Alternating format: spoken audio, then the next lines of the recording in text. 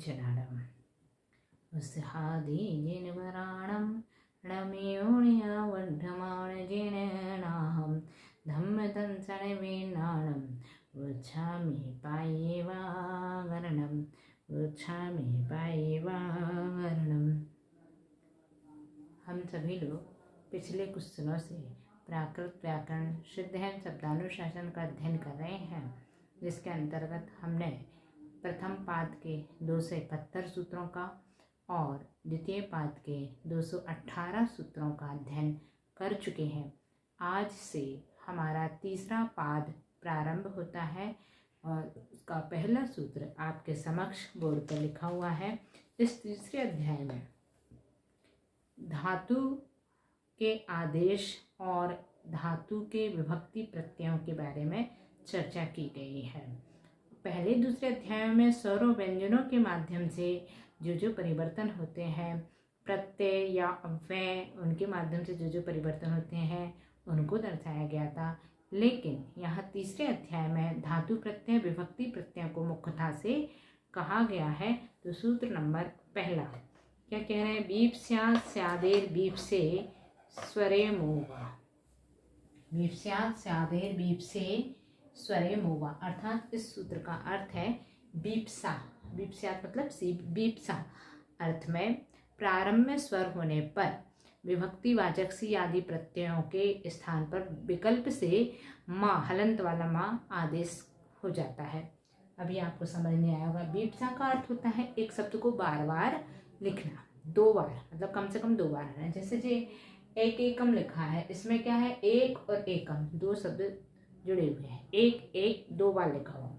जैसे अंगे अंगे लिखा है, यहाँ एक शब्द को 2 बार लिखे, इसको कहेंगे बीपसा अर्थ में, मतलब डबल बार इसको लिखा जा रहा है। तो ऐसे स्थान पर जहाँ बीपसा अर्थ मिले, यानी प्रारंभ में स्वर हो, जैसे ये पहले वाला शब्द यहाँ खत्म होता है, उसके बाद में ये स्वर आया है, इसके प्रारंभ में स्वर है, इसके प्रारंभ में स्वर है। ऐसे ही एक को अपन तोड़ के लिखेंगे तो इसके बाद ये स्वर है, एक एकम लिखेंगे इसको, तो एक, उसके बाद में एकम का ए आएगा, यानी वहाँ भी स्वर है, इसके आरंभ में भी स्वर है। अर्थात स्वर आने पर विकल्प से माँ का आदेश होता है। ठीक है, ये यहाँ कह रहे हैं। कहाँ माँ का आदेश होता है अभी अपन देखेंगे।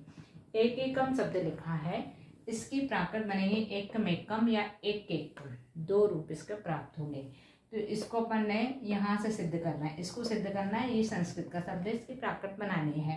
तो एक एकम में का, दोनों का को द्वित्व किया, किस सूत्र से? 2/98 नंबर का सूत्र तेलादौवा, यानी उस सूत्र से का को द्वित्व किया। तो यहाँ होगा एक कम, ठीक है, दोनों का को द्वित्व कर दिया।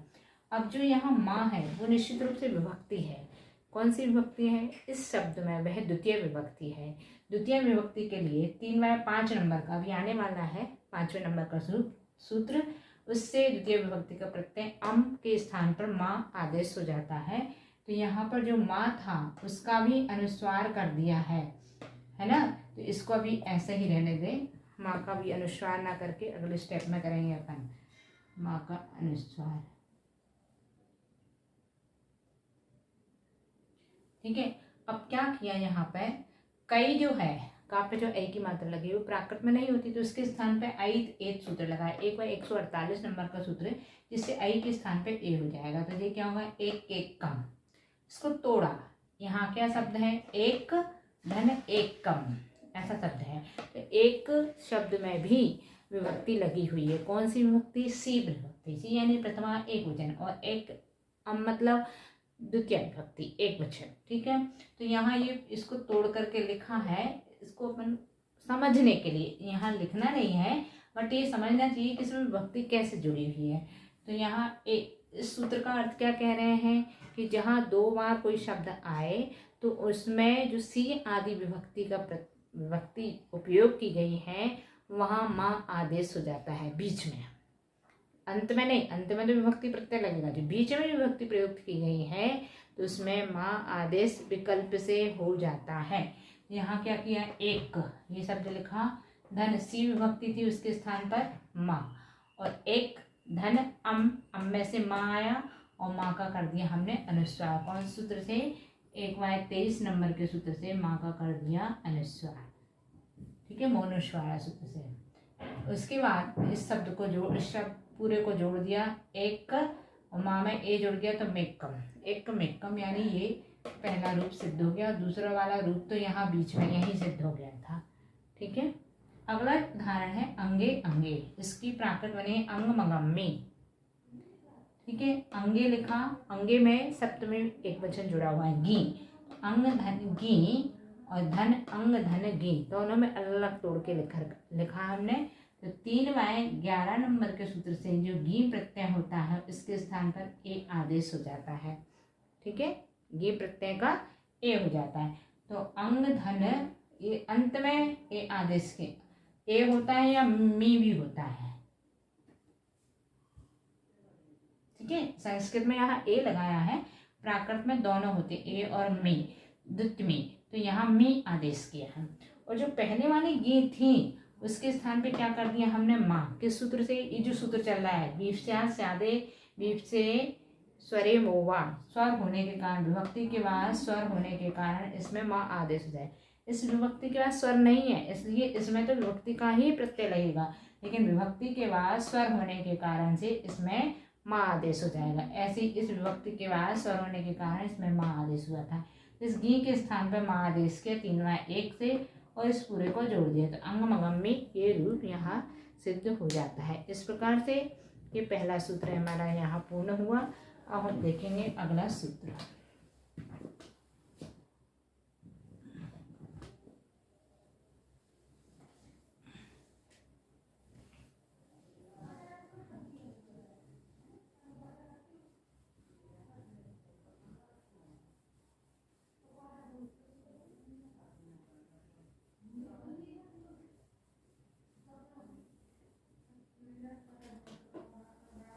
सूत्र नंबर 2 क्या है, अतः शेरडो। इस सूत्र का प्रयोग अपन ने बहुत बार किया है, अतः शेरडो। इसकी आज अपन उसकी महत्व समझ रहे हैं कि कैसे इसको सिद्ध करना है। अतः शेरडो और ये है 3/2 नंबर का सूत्र। ये अतः से अर्थ क्या है, अतः से अर्थ है आ, से अर्थ है सी विभक्ति और डो से अर्थ है ओ। डो में डा की इत संज्ञा हुई, इत संज्ञा मतलब उसकी आवश्यकता नहीं है इसलिए लोप कर दिया तो ओ बचेगा तो ओ। ठीक है, और अतः से आ, ये जो अर्थ होता है इसका आ, से सी विभक्ति। ये सूत्र को अपन समझ रहे हैं। तो ये क्या कह रहे हैं कि पुल्लिंग शब्दों में, अकारांत पुल्लिंग शब्दों में जहाँ सी विभक्ति जुड़ी हो, अर्थ मतलब अकारांत पुल्लिंग शब्दों में सी विभक्ति जुड़ने पर ओ हो जाता है। ठीक है, ये सूत्र का तात्पर्य है। इसका अपन उदाहरण देखेंगे। अकारांत शब्द देखेंगे, जैसे उन्होंने लिखा वृक्षः। कोई भी शब्द देख लीजिए, अपन ने तो इतने शब्द बनाए हैं पहले दूसरे अध्याय में और उसमें 3/2 से विसर्ग का ओ किया है। बस विसर्ग का ही ओ करना है, मतलब विसर्ग कहाँ से आया वो सी प्रत्यय है। जैसे एक उदाहरण दिया वृक्षः, जिसकी प्राकृत बनती है बच्चू। कैसे बनी है बच्चू, वृक्षः यानी वृक्ष में सी विभक्ति लगी हुई है। सी प्रत्यय, सी मतलब प्रथमा एकवचन, प्रथमा एकवचन। तो ये 3/2 नंबर के सूत्र से सी के स्थान पे क्या हो जाएगा ओ, और वृक्ष में से री लोप किया, 1/126 नंबर से री का किया आ, ये बना वक्ष धन ओ। ठीक है, इसके पश्चात जो संयुक्त व्यंजन है उसके स्थान पे क्या आदेश हो जाएगा छा। कौन से सूत्र से, 2/3 नंबर के सूत्र से संयुक्त व्यंजन के स्थान पर च वर्ग का द्वितीय वर्ण छा आदेश हुआ। जो आदेश होता है उसका द्वित्व करना होता है, तो छा का 2/89 नंबर से द्वित्व किया और 2/19 नंबर से उस छा के स्थान पर चा किया। ये क्या बनेगा, यहाँ पर पहले आदेश किया छा, इसके बाद द्वित्व किया, बार बार द्वित्व करके नहीं दिखाएंगे, इसमें आप समझ लीजिए। ठीक है, द्वित्व किया और ये पहले वाले छा के स्थान पर चा किया और प्लस ओ सभी में चल रहा था तो इसमें ओ जोड़ दिया, क्या बन जाएगा बच्चू। यानी हम अभी तक जितने उदाहरण देखे वहाँ 3/2 नंबर के सूत्र से सीधे विसर्ग का ओ कर देते थे, तो वो इतने बार स्टेप में मतलब वृक्ष शब्द को वृक्ष बनाया, फिर विसर्ग का ओ किया है। तो विसर्ग मतलब सी प्रत्यय पुल्लिंग अकारांत शब्दों में, हर एक जगह नहीं, सिर्फ पुल्लिंग के शब्दों में और अकारांत शब्दों में, तो उसका ओ हो जाता है। ठीक है, इस सूत्र से। तो इसका उदाहरण अपन ने यहाँ देख लिया। अगला सूत्र,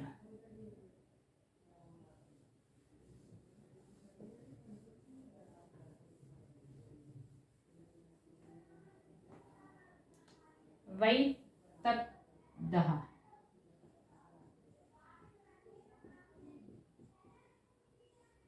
वैततदः, इस सूत्र में क्या कह रहे हैं? ऐतत और एत इन दो सर्वनामों के पुल्लिंग रूप में, यानी सी विभक्ति में, पुल्लिंग रूप का भी सी विभक्ति, क्योंकि ऊपर वाले सूत्र में सी विभक्ति का बताया था, उसमें भी विकल्प से ओ होता है। लेकिन सर्वनाम कौन से बताएं? एतत एंड एत, ये दो सर्वनाम है। एतत और तत्, एतत और तत्, इन दोनों सर्वनामों में वी विसर्ग से ओ होता है। किसमें? सी विभक्ति में। तो दोनों को बना करके देखेंगे। एतत धन सी बराबर, अंतिम जो ता है उसका लोप कर देंगे, और 116 नंबर के सूत्र, ये अपन बना चुके हैं पीछे दूसरे अध्याय में। 116 नंबर सूत्र में, 116 नंबर के सूत्र से ये एत के स्थान पर एस आदेश हो जाता है, अर्थात यहाँ पर एसो बनेगा। यह संस्कृत का शब्द जो है एतत् धन सी, तो संस्कृत में बनता है एषः। क्या बनता है? एषः। तो यहाँ विसर्ग का ओ किया, सी मतलब यही है ओ, तो एष धन सी, और सी के स्थान पे क्या कह रहे हैं वो? 3/2 नंबर के 3 नंबर के सूत्र से एतत् में भी सी प्रत्यय पे होने पर ओ हो जाता है।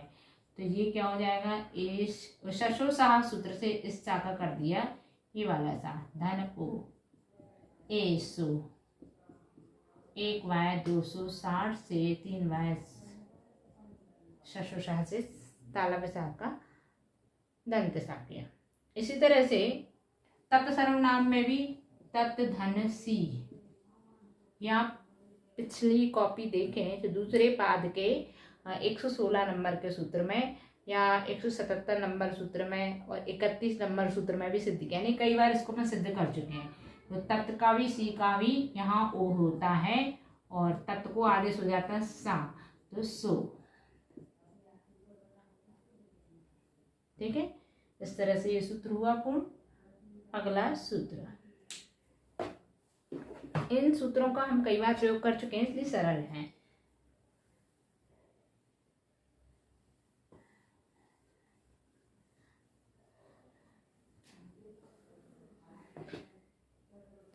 सूत्र नंबर 4, जस ससुर लुक, इसका भी हम कई बार प्रयोग कर चुके हैं।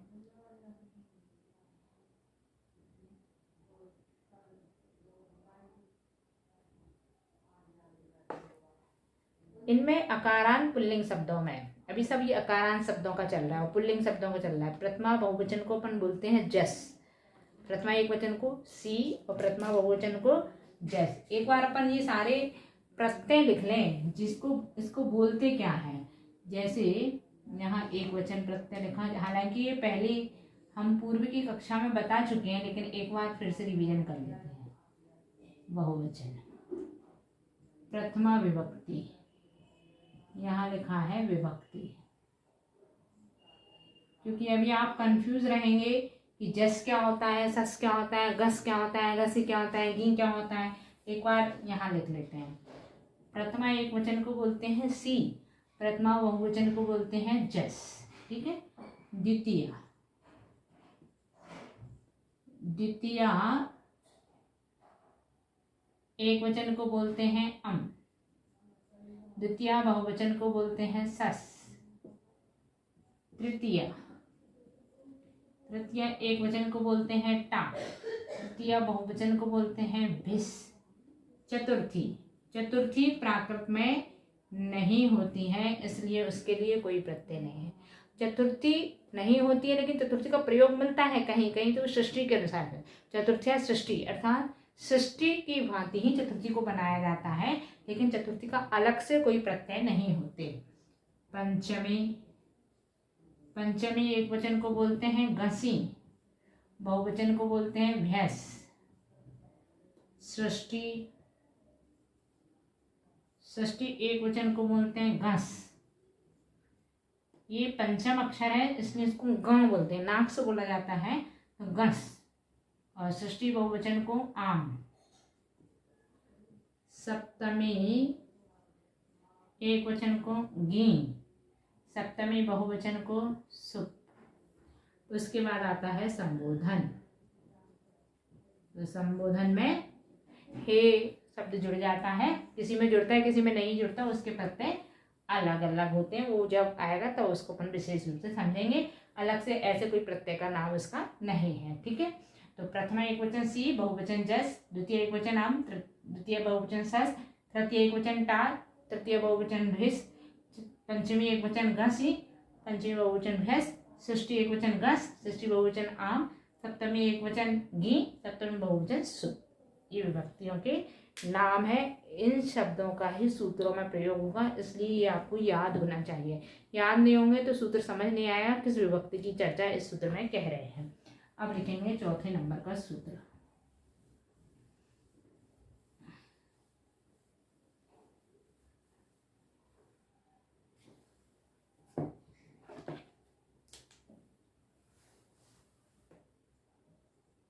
सूत्र नंबर 4, जस ससुर लुक। जस ससुर लुक क्या कह रहे हैं? जस सस और लुक यानी जस यानी प्रथमा बहुवचन, सस यानी द्वितीया बहुवचन, उनका क्या हो जाता है? लोप। किससे? जस पुल्लिंग अकारांत शब्दों की चर्चा चल रही है, ये हर जगह ना भी बोले तो भी ये भी आप समझ लीजिएगा, जहाँ चेंज होगा वहाँ बता दिया जाएगा। तो पुल्लिंग अकारांत शब्दों में प्रथमा बहुवचन या जस में और द्वितीय बहुवचन यानी सस का लोप हो जाता है इस सूत्र से। यानी जैसे ही हमने जस लगाया तो जस और सस का, जस और सस लगाया तो दोनों का लोप हो जाता है। दोनों का एक साथ नहीं, एक एक करके ही लगाएंगे ना, तो एक एक करके इसका लोप हो जाता है इस सूत्र से, 4 नंबर के सूत्र से। और उसके पश्चात जब लोप हो जाता है तो फिर अगला सूत्र लगता है उसी शब्द में 3/12 से, जिससे कि ह्रस्व आ का दीर्घ आ कर देते हैं। ये 3/12 से अपन करते हैं 12 के यूज में, और विशेष समझेंगे अभी यहाँ लगा करके देखते हैं। जैसे एक उदाहरण दिया, वृक्षः एते, जिसकी प्राकृत बनेगी वृक्षा शब्द को सिद्ध करें, क्योंकि वृक्षा में ही प्रथमा बहुवचन लगा, एते में नहीं लगा। एते की तो ए ही प्राकृत बन जाएगी। वच्छा ए, एते की ए कैसे बनेगी? ता का लोप किया, 1/177 से ता का लोप किया तो क्या बचेगी? ए। ठीक है, सिद्ध हो गया। अब वृक्षा शब्द देखते हैं। वृक्षा में क्या है? वृक्ष शब्द है, मतलब मूल संज्ञा शब्द है वृक्ष, धन जस प्रत्यय, जस यानी प्रथमा बहुवचन, ये जुड़ा हुआ। ठीक है, जस यानी प्रथमा बहुवचन। वृक्ष को तो अभी हमने पूर्व वाले उदाहरण में वृक्ष बनाया था। कैसे बनाया था? सबसे पहले 1/126 नंबर का सूत्र लगाया ऋतोद, जिससे इस री का आ किया। उसके बाद 2/3 नंबर का सूत्र लगाया, उससे इस संयुक्त व्यंजन के स्थान पे छा आदेश किया। उसके बाद 2/89 नंबर का सूत्र लगाया, जिससे छा को द्वित्व किया। उसके पश्चात 2/19 नंबर का सूत्र लगाया, इससे पहले वाले छ के स्थान पे चा किया। अब दोबारा से रिपीट नहीं करना, इससे पहले ही वाले उदाहरण में अपन ने बनाया। धन जस का लोप हो जाता है, ये इस सूत्र का कार्य है। जस सो लोग ने क्या किया है? जस का लोप कर दिया, अर्थात यहाँ कोई भी प्रत्यय नहीं जुड़ेगा। ठीक है, तो वृक्ष ही रहा।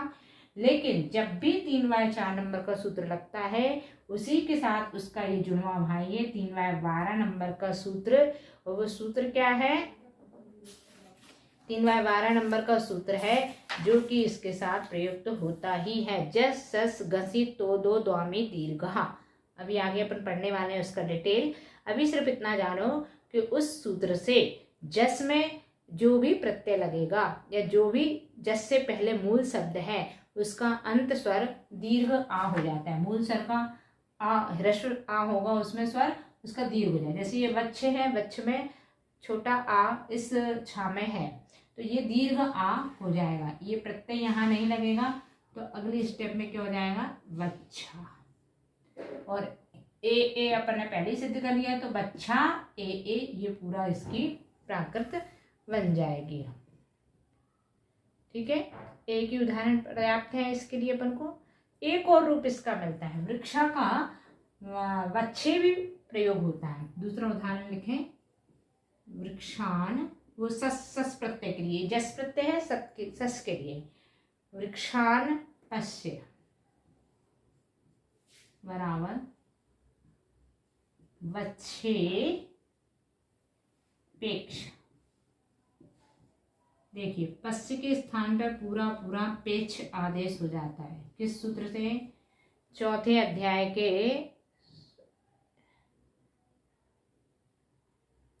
181 नंबर सूत्र से, 4/181 से पश्य के स्थान पर पेक्ष आदेश हो जाता है। यानी इसमें कुछ सिद्धि नहीं करना, सीधे पेक्ष लगना है। अब अपन वृक्षान शब्द को सिद्ध करें। वृक्षान, इसमें क्या है, वृक्ष धन सस, सस मतलब द्वितीय बहुवचन।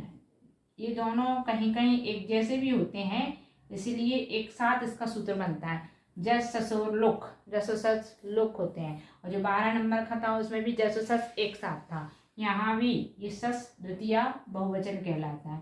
तो इसलिए इसके उदाहरण एक साथ दिए, क्योंकि लगभग एक ही प्रत्यय उपयोग होता है, हर शब्द में नहीं होता, किसी किसी अकारांत में लगभग सभी जगह होता है। तो वृक्ष का अपन ने वच्छ सिद्ध कर लिया है ऊपर वाले सूत्र से।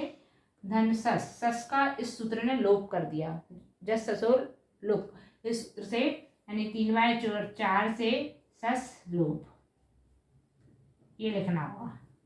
यहाँ क्या हुआ, 0।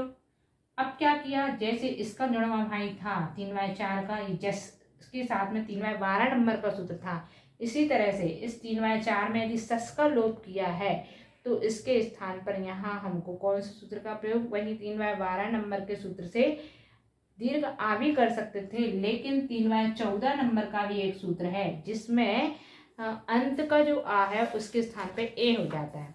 जैसे ये पूर्व में ह्रस्व आ का दीर्घ आ किया है, वैसे ही सस प्रत्यय के लोप होने पर जो सस से पहले मूल शब्द है उसके आ स्वर का दीर्घ ए, उस आ स्वर का मतलब ह्रस्व आ का ए हो जाता है। कौन सा सूत्र है, टाण सस्सेत, 3/14 नंबर का सूत्र है, अभी अपन सिद्धि करेंगे। टाण सस्सेत यानी सस में आ स्वर के स्थान पर ए हो जाता है। किसका ए हो जाएगा यहाँ पर, विवक्ष में। तो सस में, सस से पहले वाला जो शब्द है उसमें मूल शब्द के आ का, यानी छा में जो आ है उसका ए हो जाएगा। तो क्या बन जाएगा ये, वक्षे। ठीक है, जस में बनेगा वच्छा और सस में बनेगा वच्छे, और इसमें ही पेच जोड़ देंगे जो अपन से जुड़ गया, पूरा वाक्य क्या बन जाएगा, वच्छे पेच। इस तरह से जस सस दोनों प्रत्ययों को हमने यहाँ समझा। अगला सूत्र, सूत्र नंबर 5।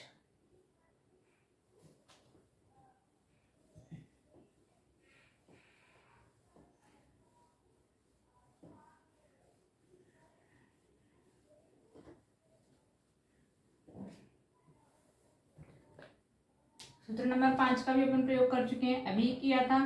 अमोस्य, अमोस्य,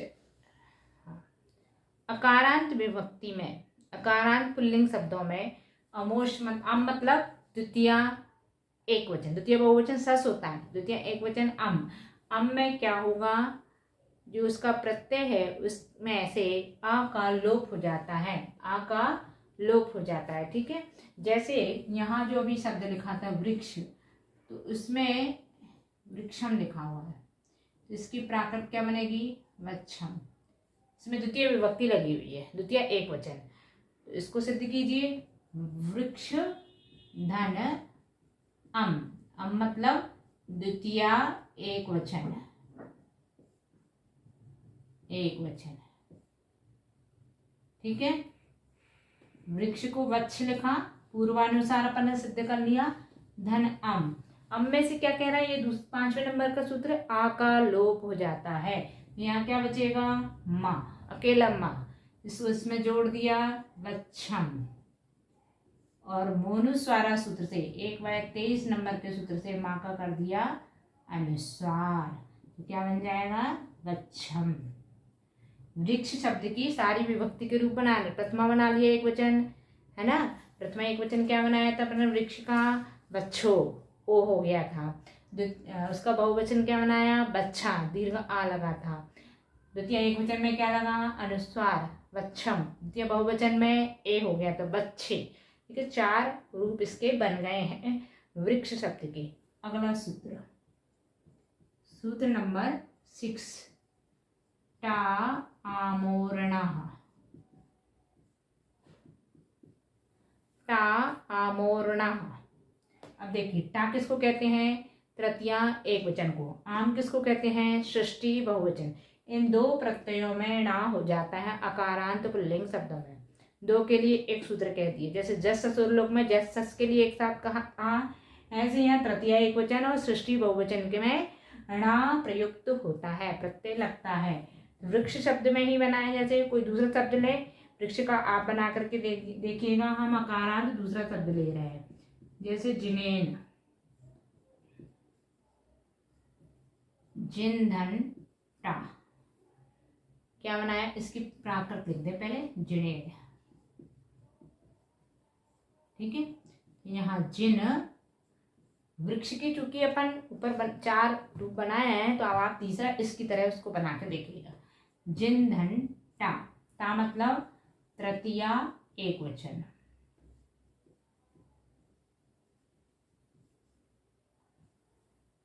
नोणः सूत्र का प्रयोग करके 1/228 से ना का किया हमने णा, तो ये हो जाएगा जिन धन।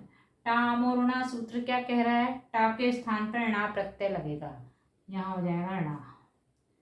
जैसे 3/6 नंबर का सूत्र है, इसका भी एक जुड़वा भाई है, जो अभी 14 नंबर का सूत्र अपन ने सस प्रत्यय के साथ प्रयोग किया था, टाण सस्सेत, यानी 3/14 नंबर, इस 3/6 का भी जुड़वा भाई है और 3/4 का भी जुड़वा भाई है। तो 3/14, लेकिन 3/4 का ये जुड़वा भाई नहीं है, क्योंकि इसमें सस जस नहीं आया।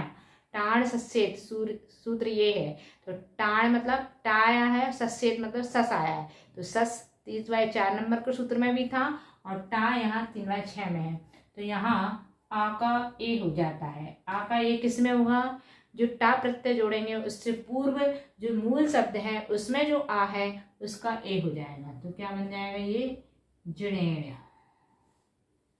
इसको हम 2 तरीके से लिख सकते हैं। आ का ए हो जाता है, मतलब इस शब्द को, जिन को ऐसे ही लिखा रहने दें, है हलंत वाला शब्द, और णा से पहले ए, क्योंकि वो क्या कह रहे हैं, टा प्रत्यय से पहले आ का ए हो जाता है, यानी टा प्रत्यय से पहले टा यानी णा से पहले ए कर दिया, तो इसको जोड़ दिया तो जिणेण।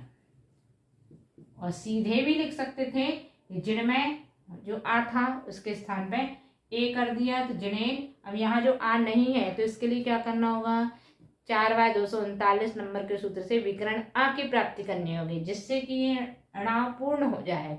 अभी स्वर रहित है, स्वर सहित हो जाए, तो जब आ स्वर होगा तब हम यहाँ सीधे ए जोड़ दो, जिणेण। और स्वर रहित है तो इस तरीके से लिखेंगे, ठीक है।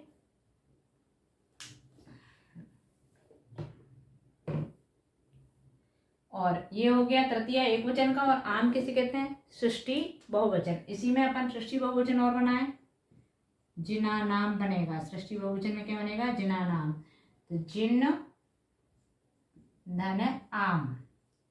आम के स्थान पे भी णा आदेश होगा, आम मतलब सृष्टि बहुवचन,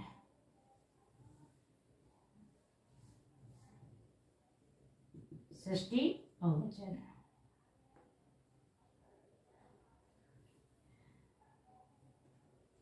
ठीक है, यहाँ ना कर दिया णोणः सूत्र से, और धन बहुवचन में ना कर दिया।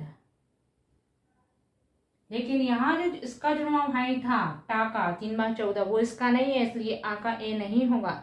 इसका जुड़वा भाई कौन सा है, 3/12 नंबर का सूत्र जस सस, तो दो द्वामी दीर्घ, द्वामी से आमी निकलेगा, आमी मतलब आम प्रत्यय, आम प्रत्यय में भी दीर्घ हो जाता है, क्या ह्रस्व आ का दीर्घ आ हो जाता है। ह्रस्व आ किसमें है, इसमें ण में, इसको बिना उसके लिखिए, तो इस तरीके से लिखा जाएगा, तो इसमें विकरण लगा करके आप पूर्ण करो, तब ह्रस्व आ का दीर्घ आ, और या फिर इसको अपन क्या लिखेंगे, उस प्रत्यय से पहले यानी णा प्रत्यय से, आम प्रत्यय से पहले दीर्घ आ, ये क्या हो जाएगा आण, और इसको जोड़ दिया जणाण, जणाण। तृतीया एक वचन में जिणे बनेगा, षष्ठी बहुवचन में जणान बनेगा, ठीक है। इसी तरह से वृक्ष शब्द का बनाएंगे तो यहाँ तृतीया एक वचन में क्या बनेगा, वच्छेन, और तृतीय बहुवचन षष्ठी बहुवचन में वच्छाड़, ठीक है, वो आप सिद्ध कीजिएगा। अगला सूत्र,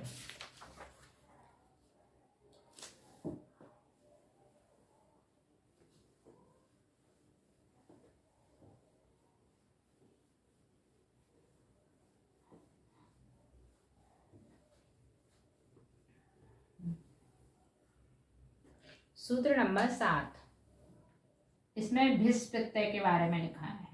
भिस, भिसो, ही और ही। भिस किसे कहते हैं, तृतीया बहुवचन को। तृतीय एक वचन की चर्चा 6 नंबर के सूत्र में कर दी, तो तृतीय बहुवचन की चर्चा है। अकारांत पुल्लिंग शब्दों में तृतीय बहुवचन विभक्ति के साथ विस प्रत्यय के स्थान पर ये तीनों आदेश हो जाता है, ही। एक में बिना अनुस्वार बिंदी के, एक में ये अनुनासिक और अनुस्वार दोनों सहित हैं, एक में सिर्फ अनुस्वार, ठीक है। इस चंद्र बिंदु को अनुनासिक अनुस्वार कहते हैं और बिंदी को अनुस्वार कहते हैं, ठीक है। तो यहाँ जैसे अपन ने जो जिण शब्द बना रहे थे पीछे, जिण का ही बनाया अपन, जिणहि, ये बनेगा तृतीय बहुवचन संस्कृत में, तो इसकी प्राकृत क्या बनेगी, जिणेहि, जिणेहि।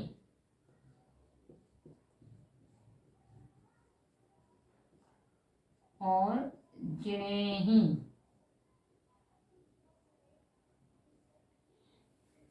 तीन रूप इसके बनेंगे तृतीय बहुवचन में, ठीक है। इसको बनाने के लिए अपन सिद्ध करेंगे, जिन धन भिस, भिस यानी तृतीय बहुवचन।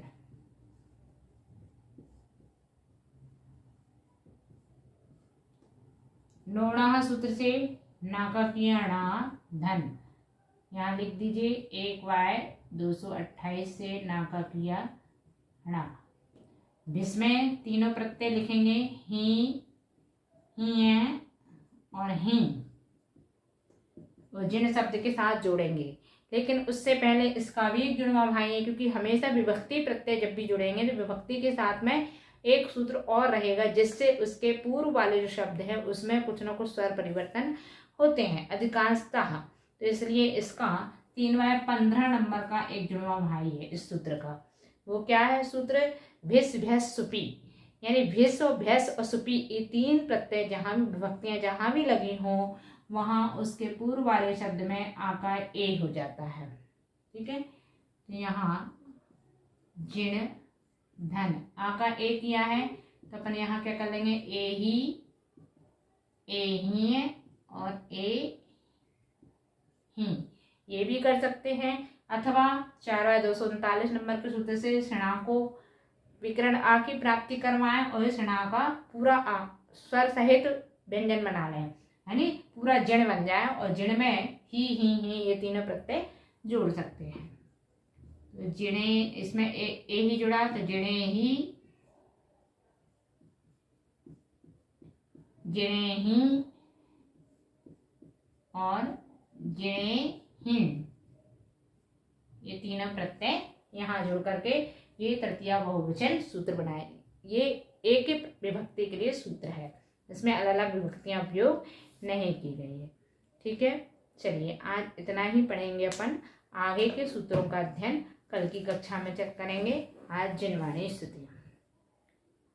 सिरि जिणे वाणे जग कल्याणे, जग जन मदिता में मोहे हानि, जनमणे हारी गण हरे हारी जम्मे जरा भव रोगे हरि तिथ्य राणम दिपे थोणेम जो पढ़ई सुनई मये धारे राणम सुखे मणंतम धरिये सासद मुख पदम पावई सासद मुख पदम पावई प्रमोजनानम